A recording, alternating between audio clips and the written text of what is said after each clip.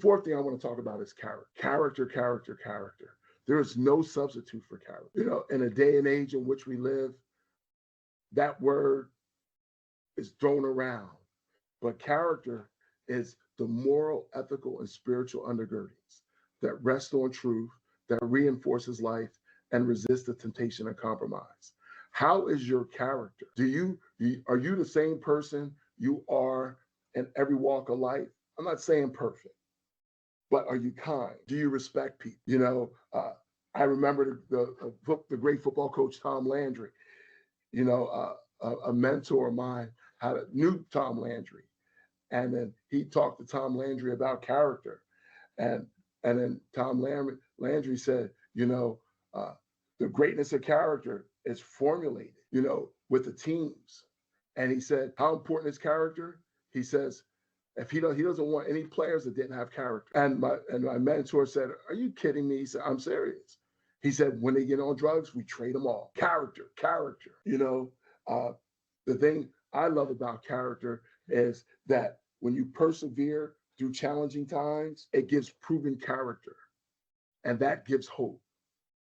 And we all know, we can go 7 days without water, 3 days, 7 days without food, 3 days without water, a few seconds, a few minutes without oxygen to the brain, but we can only go a moment without hope. You take away hope and life is reduced to something between depression and despair. So this is called a hope transfusion, right? Being a person of character, you give hope. When people know that they can depend on you, and that starts to transform your business. It's people who aren't just looking for that paycheck, but they're willing to make a difference because they feel part of something. Just like back in 1907, those individuals who started with Jim Casey at UPS had no idea that over 100 years later, the company will still flourish. But they showed up, they showed up, they showed up.